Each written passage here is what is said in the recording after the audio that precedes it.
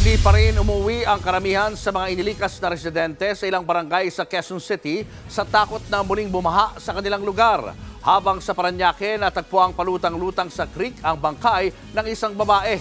Nasa frontline na balitang yan, si Gerard de la Peña. Hindi na masyadong umuulan sa barangay Bagong Silangan sa Quezon City ngayong araw. Pero puno pa rin ng mga residenteng nagsilikas ang mga evacuation center sa barangay. Katunayan, pangalawang may pinakamaraming evacuee sa Quezon City ang barangay Bagong Silangan. Kabilang sa kanila si Mang George. Takot pa raw siyang umuwi sa kanilang bahay na malapit sa creek. Natatakot kasi siyang maulit ang dinanas na baha. Kung uwi kami sa namin, baka bigla naman lumakas ang ulan, biglang taas naman ng tubig. Ganoon lang kabilis yung Pagka umulan ng ganyan, ayan na yung tubig Sa tala ng lokal na pamahalaan ng Quezon City, mahigit 6,000 pang residente ang hindi pa rin nakakauwi sa kanilang tahanan hanggang ngayon. Sa buong Quezon City, dito sa Diosdado Macapagal Elementary School sa Tatalon ang may pinakamaraming bilang ng mga evacuees. Sa lapit nito sa ilog, lagi raw bumabaha dito kapag malakas ang ulan. At kwento pa ng mga taga rito, mas malala pa yan kapag sinabayan ang pagpapakawala ng tubig mula sa Lamesa Dam. Ang ilang evacuees, may mga kasama pang alaga na binigyan naman din ng masisilungan. Sa ngayon, pinaplansya na ang plano para sa drainage master plan ng lungsod.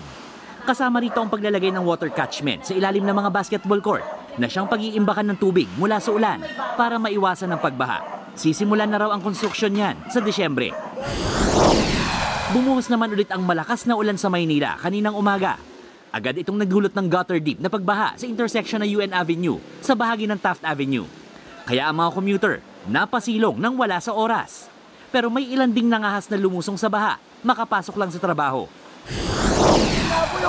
Sabi ko na yan yung babae. Sa Parañaque naman, natagpo ang palutang-lutang sa creek ang bangkay ng isang babae.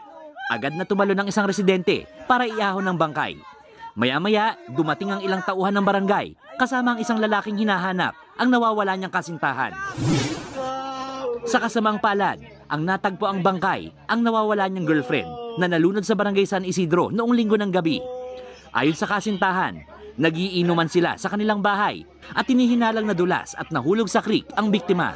Nagbabalita mula sa frontline, Gerard de la Peña, News 5. Mga kapatid, Julius Babaw po. Iba na ang may alam at may pakialam sa panahon ngayon. Para sa frontline ng mga balita, mag-follow at mag-subscribe sa social media pages ng News 5.